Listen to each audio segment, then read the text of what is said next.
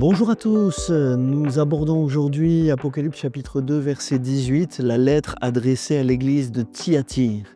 Jésus se présente comme le Fils de Dieu, qui a les yeux comme une flamme de feu et dont les pieds sont semblables à de l'airain ardent. Ça fait partie de la description qu'on avait de Jésus au chapitre 1er, de sa gloire. Et là, il revient sur ces éléments glorieux et puis sur cette dimension, le Dieu d'Israël était appelé un feu dévorant. Les yeux sont de feu, ses pieds sont comme de l'airain ardent. Il est tout de feu.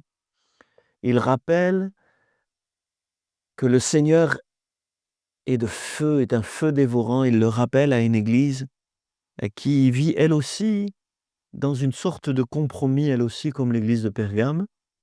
Mais c'est intéressant pour elle aussi. Il dit: «Je connais tes œuvres, ton amour, ta foi, ton fidèle service, ta constance et tes dernières œuvres plus nombreuses que les premières». C'est-à-dire, Jésus sait reconnaître ce qu'il y a de bien. Jésus va mettre le doigt sur un problème et il a des yeux de feu pour ça. Mais d'abord, il souligne ce qu'il y a de bien. Il le souligne fortement ici. Heu, à Thyatire, sincèrement, tes œuvres, ton amour, ta foi, ton fidèle service, ta constance, oh, c'est beau. Tes dernières œuvres plus nombreuses que les premières, c'est-à-dire, tu t'es pas relâché, tu travailles là, c'est bon. En fait, il y a pas de relâchement dans le service, il y a un relâchement sur le plan moral, sur le plan de la discipline morale. C'est la suite qui le dit: «Ce que j'ai contre toi, c'est que tu laisses la femme Jézabel, qui se dit prophétesse, enseigner et séduire mes serviteurs pour qu'ils se livrent à l'impudicité et qu'ils mangent des viandes sacrifiées aux idoles». Et c'est intéressant parce que à la lettre précédente qui était adressée à l'église de Pergame, et toutes ces lettres, en fait, toutes les églises les avaient. Ce qui fait on lisait la lettre qui était adressée à notre église, mais on avait connaissance aussi des autres lettres. Et ça, c'est significatif.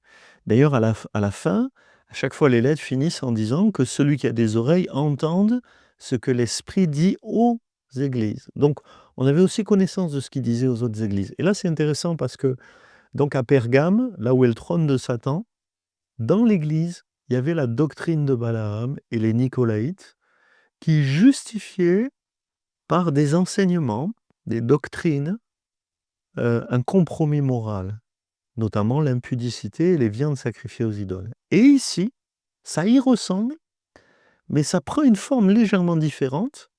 C'est la femme Jézabel qui se dit prophétesse. C'est-à-dire que, au travers de la prophétie, au travers d'une imitation du vrai Saint-Esprit, parce que la vraie prophétie existe dans la Bible, mais la fausse aussi. Et au travers d'une imitation de la vraie prophétie, elle séduit. C'est plus seulement une doctrine, c'est une soi-disant onction, c'est une soi-disant inspiration qui va séduire les serviteurs de Dieu. Le texte dit, Jésus dit, ça séduit mes serviteurs pour qu'ils se livrent à l'impudicité et qu'ils mangent des viandes sacrifiées aux idoles. C'est-à-dire qu'il y a une spiritualité séduisante, mais qui est accompagnée de compromis sur le plan moral, avec des détails qui sont terribles. Sûrement, elle a existé, cette Jézabel. Moi, je pense qu'elle a existé. C'est-à-dire que une grosse personnalité qui se dit inspirée, qui se dit prophétesse, mais qui entraîne par son influence, pouvoir d'influence spirituelle, qui entraîne des hommes, des femmes dans le compromis, les relations sexuelles hors mariage, l'impudicité, et des compromis avec des cultes qui ne sont pas des cultes chrétiens, mais des cultes d'idoles. La suite dit: «Je lui ai donné du temps afin qu'elle se repente, et elle ne veut pas se repentir de son impudicité». Là, c'est terrible parce que, en fait, Jésus patiente, il donne du temps pour qu'on se repente de soi-même. Mais il dit: «Elle ne veut pas. Alors voici ce que je vais faire. Je vais la jeter sur un lit et envoyer une grande tribulation à ceux qui commettent adultère avec elle, à moins qu'ils ne se repentent de leurs œuvres». Et elle va être clouée au lit, et comme elle a entraîné des gens dans l'adultère, il semble que, tout en étant prophétesse, elle couche avec des gens, sur le plan littéral. Et si c'est pas littéral, c'est-à-dire elle fait un adultère spirituel en entraînant dans des cultes adultères qui ne sont pas des cultes de Dieu. Mais dans un sens ou dans l'autre, il y a une forme d'adultère spirituel ou physique. Et comme elle a péché par l'adultère, elle va être clouée au lit, et ceux qui commettent adultère avec elle, c'est-à-dire ceux qui la suivent dans ses enseignements de compromis, heu, eux aussi passeront par une grande tribulation. Intéressant, cette expression grande tribulation dans l'Apocalypse ne sert pas à désigner le règne de l'Antichrist, que l'on verra plus loin, mais sert à désigner, heu, des temps difficiles. Et cette fois-ci, c'est pas du diable qui viennent ces temps difficiles, mais c'est du Seigneur sur ceux qui désobéissent. Il dit: «À moins qu'ils ne se repentent de leurs œuvres», c'est-à-dire cette possibilité de repentance, elle refuse de se repentir. Mais d'autres, peut-être, peuvent encore se repentir. Et ça, c'est un appel énorme. Quoi que tu aies commis jusque-là, il y a encore un appel à la repentance pour toi. Entends cet appel.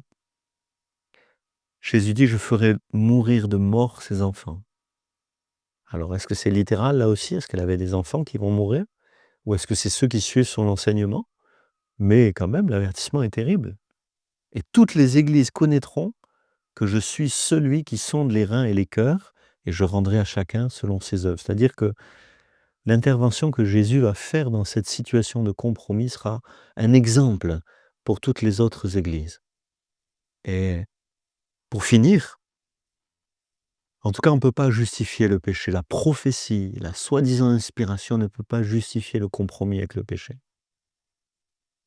Mais en conclusion, Jésus, et ça c'est intéressant, c'est qu'il ne s'arrête pas là.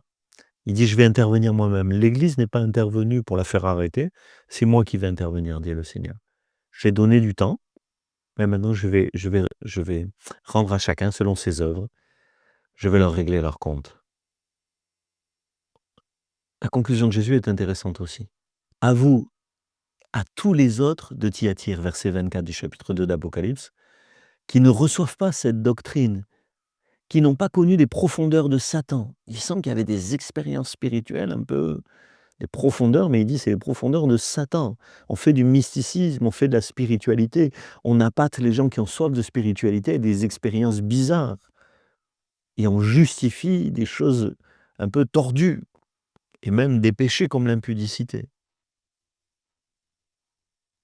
Mais à ceux qui n'ont pas sombré là-dedans, je ne vous mets pas d'autre fardeau, c'est déjà difficile à vivre. Jésus ne dit pas: «Sors de cette église». Jésus ne dit pas: «Change d'église». Jésus ne dit pas: «Condamne-les, fais la guerre, calomnie, crie au scandale». Jésus dit: «Non, vous qui êtes fidèles, dans cette situation, vous qui êtes fidèles, je ne vous mets pas d'autre fardeau. Seulement ce que vous avez, retenez-le jusqu'à ce que je vienne». Voilà, continuez à être fidèles. Restez dans votre église. Ceux qui font n'importe quoi, je m'en occupe, dit le Seigneur. Et vous qui êtes fidèles, je sais que c'est un fardeau sur votre cœur de voir des gens qui sont dans le compromis. C'est un fardeau. Mais vous tenez bon. Tenez bon. Voilà la parole de Jésus. À celui qui vaincra et qui gardera jusqu'à la fin mes œuvres, je lui donnerai autorité sur les nations. Tu vois, si aujourd'hui, tu traverses cette épreuve et ce fardeau de gens qui vivent dans le compromis, mais toi, tu ne sombres pas au compromis, alors tu auras autorité, tu pèteras les nations avec une verge de fer comme le Seigneur,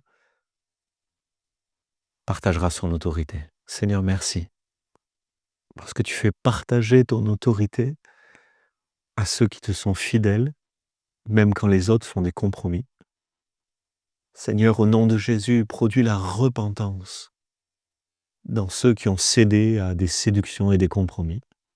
Envoie la repentance. Amen.